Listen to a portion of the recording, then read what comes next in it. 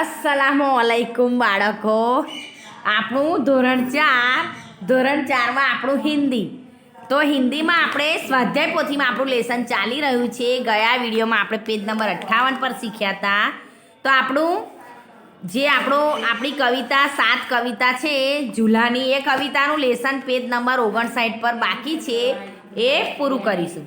તો અહીંયા જુઓ, વિડીયોમાં આપણને સ્વાધ્યાય પોથીમાં આપ્યું છે પેજ નંબર 59 પર સૂચનામાં લખ્યું છે कि प के सामने दिए गए शब्दांश को प के साथ जोड़कर शब्द बनाइए और नीचे शब्द लिखिए.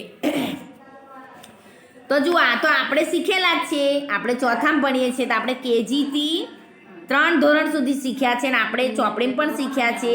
અને આ તો આપણને આવે છે કે તીરની દિશામાં ચિત્ર શબ્દ જોઈને કેવી રીતે શબ્દ બનાવવાનો. તો નીચે મેં તમને પૂરીને બતાવ્યા છે કે જુઓ, આપણને કુલ 10 શબ્દ આવેલા છે: પતંગ, પકડ, પગડી, પટરી, પઢના, પતલા, પવન, પથ્થર, પરીક્ષા અને પક્ષી. બરાબર.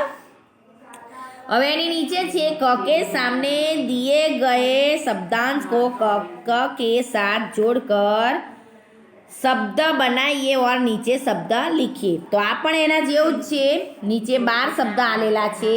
તો આપણે લખવાનું છે તીરની દિશામાં કની સામે જે તીર માર્યું છે ને એમાં જે શબ્દ ઉમેરવાના છે એ પ્રમાણે ઉમેરીને આપણે 12 શબ્દ બનાવવાના છે: કમલ, કલમ, કરમ, કમર, કનેર, કચ્ચા, કક્ષી, કદમ, કછુઆ, કઢાઈ, કથની અને કરની.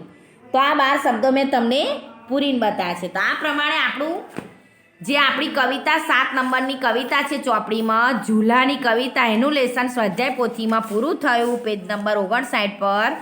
એ આજે તમને જે પેજ નંબર 59 પર લેસન આપ્યું છે મેં તમને સમજાવ્યું એ પ્રમાણે તમારે સ્વાધ્યાય પોથીમાં પૂરવાનું છે, ને સ્વાધ્યાય પોથીમાં પૂરીને સ્વાધ્યાય પોથીમાંથી નોટમાં લખવાનું છે. એ તમારું આજનું લેસન છે બેટા. ફરી બીજું શીખીશું. ચલો, અસ્સલામુ અલૈકુમ.